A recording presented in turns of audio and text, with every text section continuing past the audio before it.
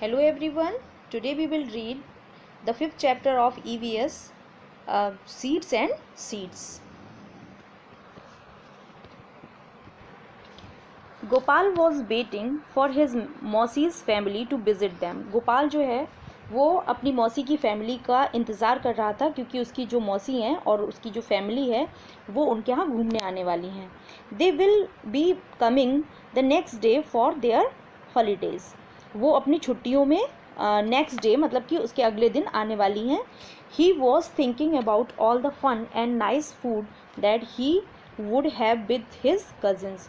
और वो ये सोच रहा था कि जब उनकी मौसी और उनकी फैमिली आ जाएगी तो बहुत सारी मस्ती करनी है और बहुत सारी डिशेस बनेंगी, उनका एंजॉय करना है अपने कज़न्स के साथ.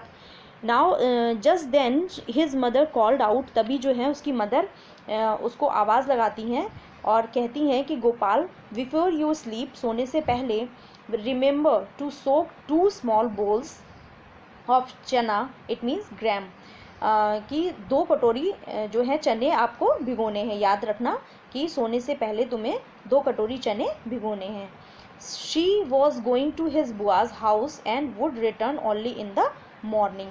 और वो ये भी बताती हैं कि वो बुआ के घर जा रही हैं और वो नेक्स्ट मॉर्निंग जो है वो वापस लौटेंगी. As he was soaking the chana, Gopal thought, how will 2 small bowls of this be enough for 8 persons. जैसे कि जब वो चना भिगोने जा रहा होता है तो वो सोचता है कि क्या 8 लोगों के लिए ओनली 2 स्मॉल बोल्स जो चना है वो सफिशिएंट होंगे, इनफ होंगे. सो ही सोक्ड अनदर 2 bowls ऑफ चना. और ये सोचते हुए वो 2 कटोरी चने और बढ़ा देता है. When his mother return the next morning, जब उसकी माँ नेक्स्ट मॉर्निंग वापस लौटती हैं तो शी सॉ दैट द चना वर ओवरफ्लोइंग फ्रॉम द वेसल, कि जो चने हैं वो बोल से बाहर निकल रहे हैं. क्योंकि बोल छोटा था और उसने चने ज़्यादा भिगो दिए थे तो वो बोल से बाहर निकलने लगते हैं क्योंकि वो काफ़ी फूल जाते हैं, स्वेल अप हो जाते हैं. How much did he soak, ask his mother. उसकी माँ पूछती है कि आपने कितने सारे चने भिगो दिए. How did that happen, wonder Gopal जो है वो ये देखकर बहुत ज़्यादा सोचने लगता है कि मतलब बंडर हो जाता है, चकित हो जाता है कि ऐसा कैसे हो गया. अब देखिए, now you can see some dry seeds. ये तो हमारे हो गए ड्राई सीड्स. और ड्राई सीड्स को जब हमने वाटर में सोक किया है तो ये जो है ये स्वेलअप हो जाते हैं. और स्वेलअप कैसे होते हैं कि क्योंकि इसके जो हमारी सीड्स होते हैं उनके ऊपर एक हार्ड कवरिंग होती है. जो हार्ड कवर होता है जब उसको हम पानी में सोक कर देते हैं तो वो हार्ड कवर सॉफ्ट में कन्वर्ट हो जाता है, सॉफ्ट हो जाता है. और जब वो सॉफ्ट हो जाता है तो वो पानी को अंदर के लिए सोक कर लेता है और जो सीड होता है वो भी उसमें वाटर में जो है वो सोक हो जाता है और भीग जाता है और उसकी वजह से वो सॉफ्ट हो जाता है और उसके साथ स्वेल भी हो जाता है, मतलब थोड़ा सा बड़ा भी हो जाता है. ओके. अब उसकी जो मदर है वो पूछती हैं कि यू सोक टू मच, तुमने बहुत ज़्यादा चने भिगो दिए हैं. एनीवे इट इज़ गुड, चलो कोई बात नहीं, ये अच्छा ही हुआ कि आपने ज़्यादा चने भिगो दिए. Now I will cook half of them, मैं उनमें से आधे जो है वो कुक कर लूँगी. And leave the other half to sprout, और आधों को क्या करूँगी, आधे चनों को स्प्राउट करने के लिए रख दूँगी. I can send these to your aunt, और मैं स्प्राउटेड जो सीड्स चने होंगे उनको मैं तुम्हारी आंट के पास भेज दूँगी. The doctors has told her to eat sprouts, doctor ने उनको एडवाइस भी किया है कि वो स्प्राउट चनों को खाएं. Mother said she tied half of the soaked chana in a bed cloth. अब जो मदर हैं वो क्या करती हैं, हाफ ऑफ जो चने होते हैं उनको तो कुक कर लेती हैं और half of them she will hung in a bed cloth, मतलब उसको वो गीले कपड़े में सोक करके सोक जो चने होते हैं उनको वेट क्लॉथ में हंग कर देती हैं स्प्राउट होने के लिए. Now some questions are given here.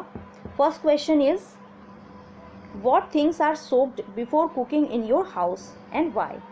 कौन सी ऐसी चीज़ें हैं जिनको आपके घर में सोक करने के बाद जो है कुक किया जाता है और ऐसा क्यों किया जाता है. तो बहुत सारी चीज़ें हमारे घर पे ऐसी होती हैं जिनको हम सोक कर देते हैं, जैसे कि राजमा है, चने हैं, मूंग है, और जब हम कोई दाल बनाते हैं तो उसको भी सोक करके ही बनाते हैं, ताकि जो फ्यूल है वो भी थोड़ा सा कम लगे और टाइम भी कम लगे। Now the next question is what things do you eat after sprouting. कौन सी ऐसी चीज़ें हैं जिनको आप स्प्राउट करके खाते हैं। तो हम चनों को स्प्राउट करके खाते हैं, मूंग को स्प्राउट करके खाते हैं। हाउ आर दे स्प्राउटेड, वो स्प्राउट कैसे होते हैं। तो स्प्राउट करने के लिए हम क्या करते हैं, पहले तो उसको ओवरनाइट सोक करके रखते हैं, उसके बाद हम उनको निकाल कर एक वेट क्लॉथ में अलग बांध कर रख देते हैं या फिर हंग कर देते हैं। तो उस कंडीशन में वो क्या होते हैं, कुछ टाइम के बाद वो स्प्राउटेड हो जाते हैं। How much time does it take, approximately sprout होने में चनों को तो ज़्यादा टाइम लगता है और मूंग को थोड़ा कम लगता है। अप्रॉक्सीमेटली हम कह सकते हैं कि 24 से लेकर 36 या फिर 48 आवर्स लग जाते हैं। Now the third question is, has the doctor or someone you know ever told you to eat sprouts.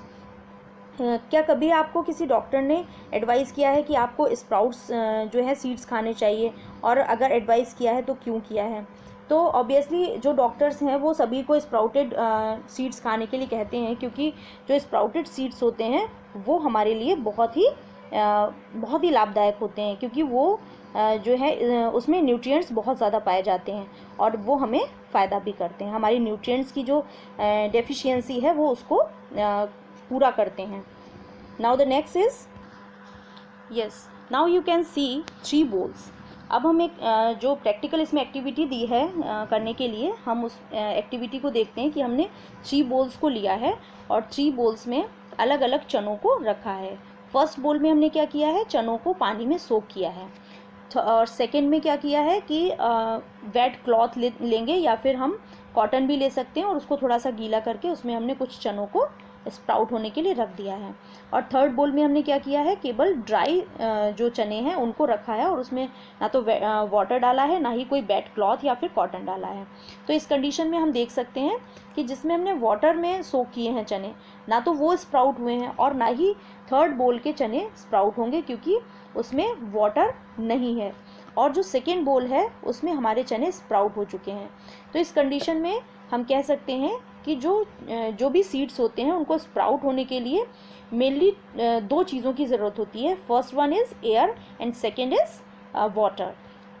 First condition में क्या है कि जो हमारे फर्स्ट बोल में जो चने हैं वो पानी में सोक किए गए हैं, लेकिन उसको एयर नहीं मिल रही है, क्योंकि वाटर के अंदर एयर जो है एंटर नहीं करती है।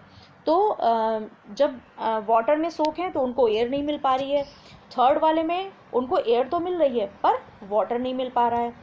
और जो सेकेंड बोल है हमारी, उसमें जो है वाटर भी मिल रहा है और एयर भी मिल रही है और उसको वार्म वेदर भी मिल रहा है, मतलब कि उसकी कंडीशन जो भी उसको वेदर चाहिए है वो भी उसको मिल रहा है। तो उस कंडीशन में हमारे जो सेकेंड बोल के जो चने हैं वो स्प्राउट हो जाएंगे और फर्स्ट और थर्ड बोल के स्प्राउट नहीं होंगे। Yes, now the question is, when you split the whole masoor, you get me masoor dal, but then you cannot sprout me. Can you think why? When you split the whole masoor, जब आप ये जो हमारी मसूर दी हुई है ये हमारी होल मसूर कहलाती है, मतलब कि पूरी साबुत मसूर है। और जब हम इसको स्प्लिट कर देते हैं, क्या कर देते हैं, इसको स्प्लिट कर देते हैं। स्प्लिट करने के बाद ये हमारी मसूर की दाल में कन्वर्ट हो जाती है। तो क्वेश्चन ये है कि क्या स्प्लिट होने के बाद मसूर की दाल को अगर हम सोक करते हैं तो क्या वो स्प्राउट होगी। तो हम देखेंगे कि क्या ये स्प्राउट होगी या नहीं होगी, और अगर नहीं होगी तो क्यों नहीं होगी।